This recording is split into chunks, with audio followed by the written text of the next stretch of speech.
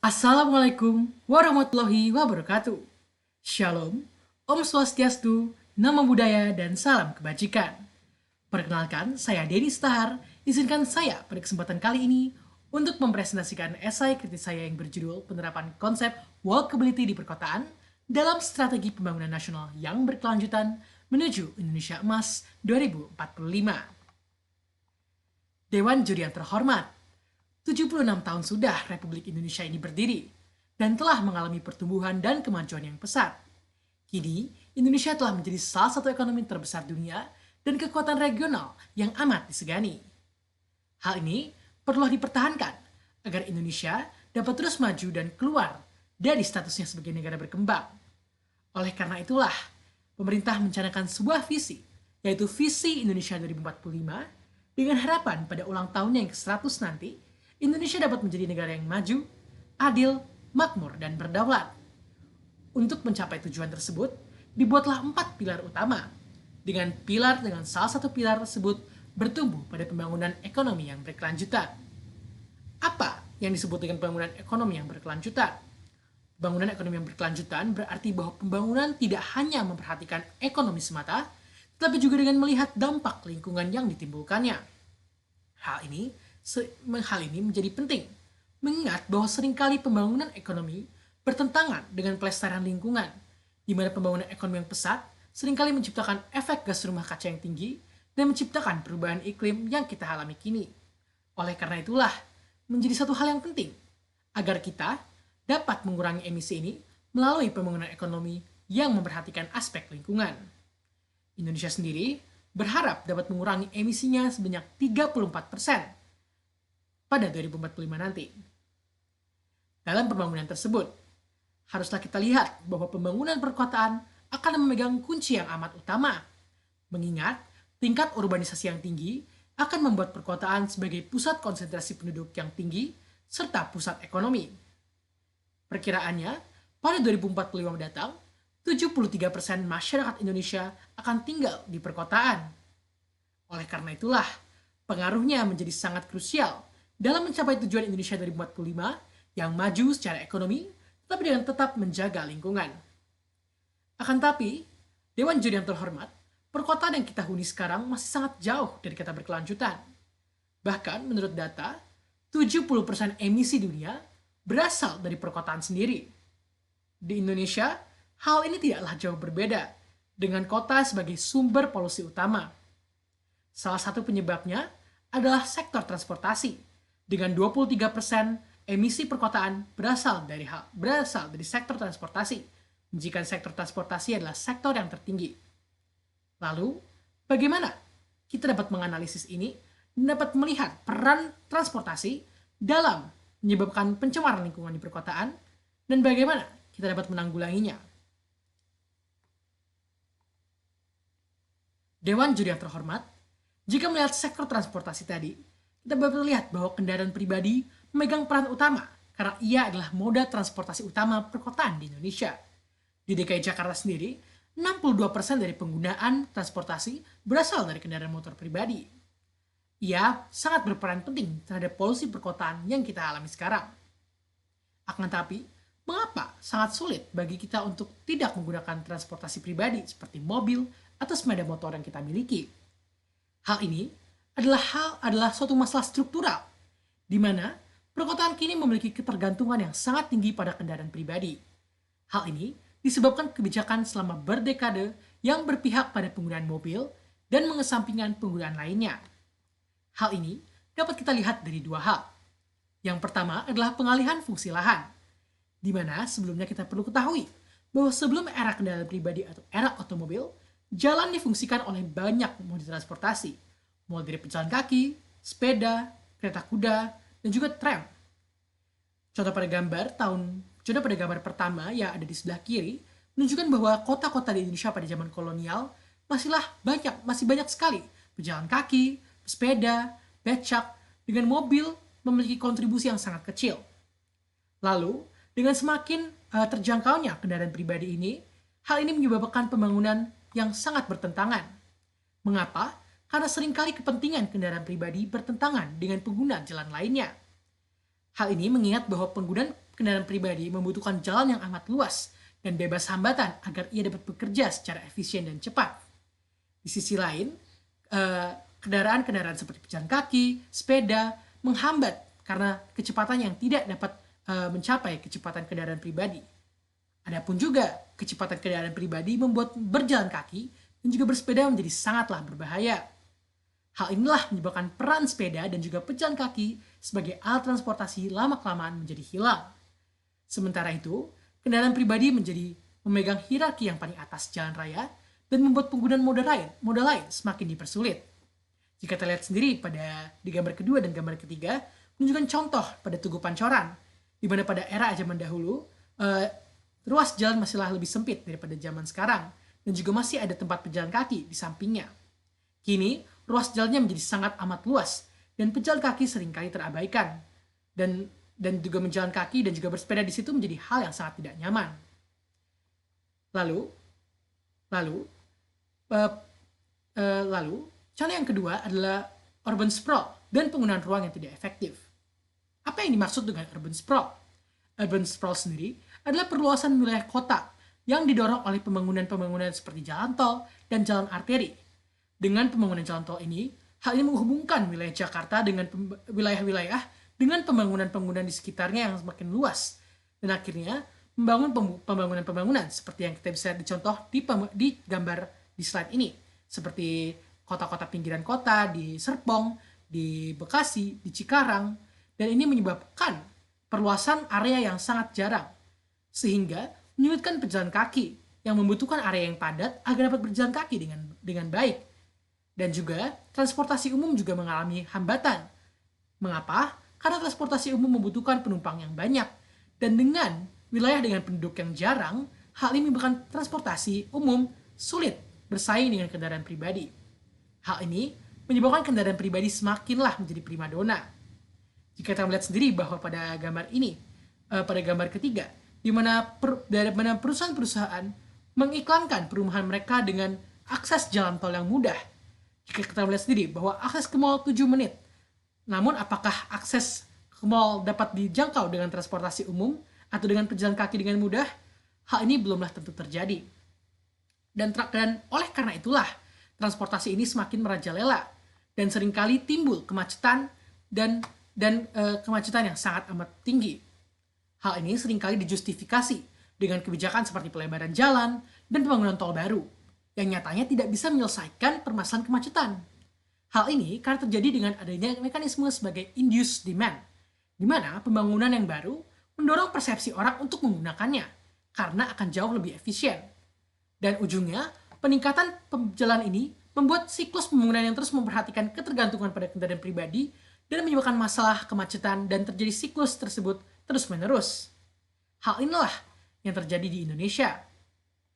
Di mana kita lihat sendiri bahwa di kota Jakarta, pembangunan sejak dahulu berorientasi pada pembangunan kendaraan pribadi, di mana ada banyak ruas jalan tol, pelebaran jalan, pembangunan flyover, dan hal ini mendorong pembangunan di pinggiran kota yang terbentuk kota-kota satelit baru, seperti Jakarta, Bogor, Depok, Tangerang, dan Bekasi, atau yang kerap disebut Jabodetabek.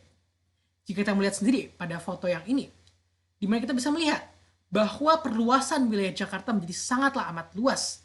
Dari tahun 2001 di sebelah kiri, dan juga di tahun 2012 di sebelah kanan. Hal ini menunjukkan bahwa, dan bahkan data menunjukkan bahwa populasi di pinggir kota 2 kali lipat dari populasi DKI Jakarta sendiri pada tahun 2015. Hal ini juga berdampak pada mobilitas kendaraan, di mana pada tahun 2016 dari 47,5 juta total perjalanan perharinya, setengah perjalanan tersebut berasal dari pinggir kota Jakarta. Lebih lagi, pembangunan ini tidak diiringi oleh sarana transportasi umum yang memadai dan juga sarana penjalan kaki seringkali terabaikan. Tidaklah mengherankan jika budaya masyarakat untuk berjalan dan bersepeda semakinlah luntur. Bahkan, menurut penelitian Stanford University, Jakarta adalah salah satu kota dengan penduduk yang paling malas untuk berjalan kaki. Mirisnya lagi, pembangunan kota seperti ini dan juga dampak urban sprawl yang telah saya jelaskan tadi terjadi di berbagai kota di Indonesia, seperti Bandung, Surabaya, dan juga Medan. Hal ini menimbulkan dampak yang tidak sedikit. Pertama, dampak utama yang dihadapi adalah pastinya kemacetan. Dan kemacetan sendiri telah memiliki kerugian ekonomi yang sangat besar, dengan 56 triliun kerugian secara nasional setiap tahunnya. Selanjutnya, Dewan Juri yang terhormat, pembangunan yang car-oriented juga berdampak pada polusi yang tinggi. Data Dinas Lingkungan DKI Jakarta menunjukkan bahwa 60 hingga 70% pencemaran berasal dari kendaraan bermotor. Ketergantungan kita pada kendaraan pribadi juga membuat kita tergantung pada bahan bakar minyak yang tentunya berasal dari bahan bakar fosil yang tidak terbarukan yang juga mengalami pencemaran yang tinggi. Dan terakhir, dampak urban sprawl atau perluasan kota menyebabkan alih fungsi lahan yang sangat tinggi di pinggiran kota dan menyebabkan rusaknya ekosistem. Di Jakarta sendiri, wilayah vegetasi selama 20 tahun terakhir berkurang drastis dari 54% pada tahun 2001 menjadi 30% pada 2015 kini. Hal ini menyebabkan juga ancaman bencana seperti banjir menjadi semakin nyata bagi kota seperti DKI Jakarta. Dewan Juri yang terhormat melihat dampak yang sangat amat luas menjadi hal yang sangat penting untuk kita mengubah pola pembangunan kota kita, apalagi dengan target pembangunan emisi yang telah dicanangkan melalui visi Indonesia 2045. Dewan Juri yang terhormat, sejak awal peradaban manusia, berjalan adalah moda transportasi yang utama. Bahkan pada tahun 1960-an saja, 60% masyarakat kota Jakarta menggunakan kaki mereka sendiri untuk bekerja. Barulah dengan era kendaraan pribadi pada pertengahan abad ke-20, pembangunan kota yang memprioritaskan kendaraan terjadi dan telah terbukti gagal dalam menciptakan kota yang nyaman bagi masyarakatnya. Oleh karena itulah, perlulah kita untuk mengubah pola pembangunan kita dari suatu pembangunan yang car-oriented atau berorientasi kendaraan pribadi menjadi pembangunan yang menempatkan manusia sebagai objek utama atau yang disebut dengan human-oriented. Hal ini dapat dilakukan dengan konsep walkability yang dapat menjawab permasalahan ini. Dengan menghadirkan sebuah konsep di mana sebuah kota diukur dari sejauh mana ia mendukung aktivitas pejalan kaki, contohnya dengan menyediakan akses yang nyaman dan aman. Hal ini dapat dilakukan dengan memperluas akses bagi moda transportasi ramah lingkungan seperti pejalan kaki, pesepeda, tapi juga dengan mengorbankan area bagi kendaraan pribadi. Hal ini adalah hal yang sangat penting, karena tujuan dari konsep walkability sendiri adalah dengan mengurangi insentif transportasi pribadi dan meningkatkan insentif transportasi lainnya. Lalu, bagaimanakah sebuah kota dapat menerapkan konsep ini? Enforced mengemukakan 4 indikator utama. Yang pertama adalah traversable, atau jalan yang mudah diakses dan tertata dan bebas dari hambatan yang berarti. Hal ini berarti akses pejalan kaki dan juga pesepeda yang luas sehingga orang merasa nyaman untuk jalan atau bersepeda. Yang kedua adalah compact atau pembangunan yang padat. Hal ini penting sehingga pusat-pusat perkotaan dan juga pusat-pusat ekonomi dan juga bangunan-bangunan sangat mudah diakses baik oleh pejalan kaki maupun juga transportasi umum. Indikator yang ketiga adalah indikator yang safe atau yang menandakan bahwa jalan-jalan harus aman dari kriminalitas dan juga kecelakaan. Mengingat kecelakaan terjadi besarnya karena adanya kendaraan pribadi, ialah harus diatur.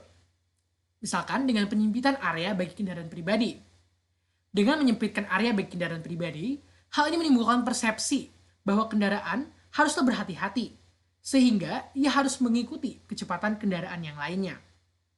Contohnya pada gambar ini, bahwa kita bisa lihat di zebra cross ini dapat lihat bahwa adanya traffic calming, yaitu dengan zebra cross yang tinggi, sehingga mobil tidak bisa mengendarai dengan cepat. Hal ini dapat membantu pejalan kaki agar dapat berjalan dengan aman. Yang keempat adalah physically enticing, di mana untuk menarik perhatian pejalan kaki, dibangunlah infrastruktur yang tertata dan berorientasi pedestrian. Misalkan jika kita melihat di sini ada pohon-pohon yang rindang, ada juga toko-toko komersial, tempat duduk, serta pencahayaan, sehingga membuat berjalan kaki dan juga bersepeda menjadi suatu hal yang nyaman. Salah satu kota yang sudah menerapkan konsep ini adalah kota Copenhagen. Di saat negara lain sedang menjadikan kendaraan pribadi sebagai primadona, seperti di Indonesia, pada tahun 1962 pemerintah Copenhagen melakukan pedestrianisasi, yaitu di mana pusat kota menjadi pusat khusus bagi pejalan kaki dengan luas sebesar 16.000 meter persegi. Hal ini menimbulkan dampak yang sangat signifikan, dengan 35% peningkatan jumlah pejalan kaki pada tahun pertama saja, dan revitalisasi ekonomi, mengingat karena jumlah pejalan kaki meningkatkan retail dan juga juga area-area komersial yang semakin meningkat. Kesuksesan ini mendorong konversi jalan di berbagai lokasi lainnya. Dan pada tahun 2005 terjadi 99.000 area di pusat kota telah menjadi area khusus pejalan kaki. Selain itu, dengan kebijakan seperti ini juga mendorong pembangunan infrastruktur sepeda yang sangat masif, mengingat kendaraan seperti pejalan kaki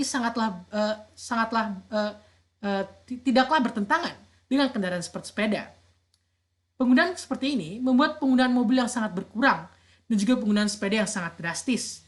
Bahkan, pemerintah Denmark dan juga pemerintah Copenhagen membentuk infrastruktur sepeda yang sangat memadai, sehingga penggunaan sepeda yang sangat meningkat dengan 49% pengguna transportasi di Copenhagen ialah dengan bersepeda pada tahun 2018. Selain itu, pembangunan perkotaan ini menjadi satu pemeran utama dari pengurangan emisi karbon dan juga polusi.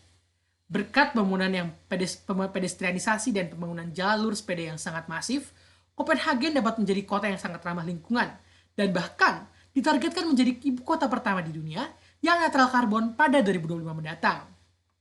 Melihat hal ini, menjadi pertanyaan yang sangat besar. Bagaimana konsep ini dapat diterapkan di Indonesia dan bagaimana tantangan yang akan dihadapinya? Dewan Juri yang terhormat, di Indonesia sendiri, setidaknya keharusan untuk menyediakan fasilitas dan prioritas bagi pejalan kaki dan juga pesepeda adalah hal yang sudah diatur dan sudah lama tertuang dalam Undang-Undang Nomor 22 Tahun 2009 tentang Lalu Lintas dan Angkutan Jalan. Akan tetapi, mirisnya penerapan secara konkret serta penegakannya masih sangatlah minim. Setidaknya, jika kita lihat di DKI Jakarta sendiri, sudah terjadi perubahan yang amat signifikan.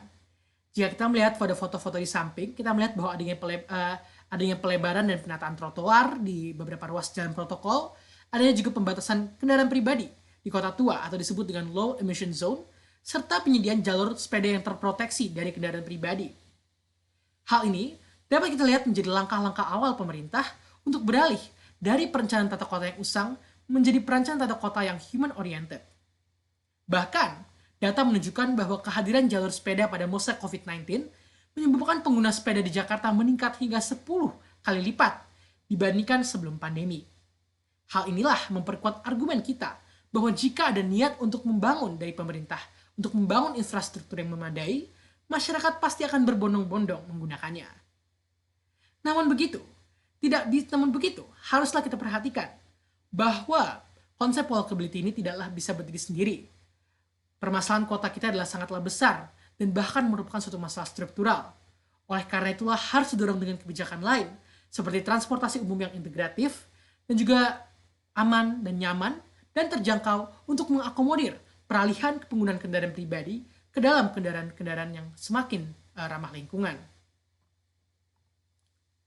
Selain itu, pembangunan transformatif seperti ini juga tentunya akan dapat menuai kontroversi yang sangat besar, terutama bagi pengguna-pengguna masyarakat Jakarta yang masih sangat bergantung pada kendaraan pribadi mereka, yang dengan kebijakan walkability ini akan semakin dipersulit. Di Jakarta sendiri baru-baru ini, beberapa pejabat dari anggota DPR dan bahkan kepolisian meminta pembongkaran jalur sepeda permanen di koridor Sudirman Tamrin karena dianggap diskriminatif. Hal ini tidaklah harus dikhawatirkan karena pada tahun 1962 sendiri di Copenhagen, pembangunan sepeda dan juga pembangunan jalur pedestrianisasi dikecam oleh banyak sekali orang-orang di pusat kota yang menganggap bahwa ekonomi mereka akan semakin turun dan menyebabkan kebangkrutan. Akan tapi, hal yang sebaliknya terjadi dengan peningkatan ekonomi dan juga revitalisasi pusat kota dan juga penggunaan sepeda dan juga penggunaan sepeda berjalan kaki yang sangat amat tinggi. Di samping itu, pendanaan juga merupakan hal yang sangatlah penting. Mengapa? Karena bisa melihat sendiri bahwa kita di sini masih terjadi kebijakan yang sangat amat kontradiktif. Misalkan, dengan pembangunan 6 ruas jalan tol di Jakarta yang yang dicanangkan sejak zaman Gubernur Fauzi Bowo dan baru saja diresmikan salah satu pembangunannya di Kelapa Gading. Selain itu, hal ini tidaklah hanya mahal sekali dan juga tidak efektif, tapi juga dapat menyebabkan kontraproduktif terhadap pembangunan trotoar dan jalur sepeda, dan semakin memperkuat posisi kendaraan pribadi dalam masyarakat kita. Karena dengan membangun tol tersebut, hal tidak akan mengurangi insentif untuk menggunakan kendaraan pribadi. Lalu di gambar yang ketiga paling kanan juga melihat bahwa pembangunan yang berbasis kendaraan pribadi juga tidak menyelesaikan kemacetan. Bahkan karena tidak adanya akses terhadap transportasi umum, menyebabkan jalanan penuh dengan kendaraan seperti itu. Dewan Juri yang terhormat, pertumbuhan ekonomi adalah hal yang sangatlah amat penting bagi kemajuan sebuah negara. Akan tetapi, krisis iklim yang dihadapi dunia ialah suatu hal yang niscaya tidak bisa kita elakkan. Oleh karena itulah, pembangunan berkelanjutan menjadi sangatlah krusial dan tidak bisa ditawar lagi. Untuk itulah, peralihan pola masyarakat kepada mode transportasi pribadi menuju transportasi rendah karbon menjadi suatu keniscayaan. Hal ini dapat dilakukan dengan konsep walkability yang tadi, di mana konsep walkability berhasil mengalihkan penggunaan kendaraan pribadi menjadi penggunaan kendaraan yang ramah lingkungan. Untuk menerapkan ini, namun, dibutuhkan ketegasan dan keseriusan para pembuat kebijakan dan tidak membuat kebijakan yang dapat menghambat perkembangan ke depannya. Dan saat ini, sudah banyak bibit harapan yang timbul dalam mendorong pembangunan perkotaan yang berkelanjutan. Dan dengan terus mengedepankan masyarakat dalam pembangunan kita, saya harap dengan betul pembangunan suatu ekonomi nasional yang berkelanjutan di 2045 nanti semakin di depan mata. Demikian presentasi yang dapat saya lakukan. Assalamualaikum warahmatullahi wabarakatuh.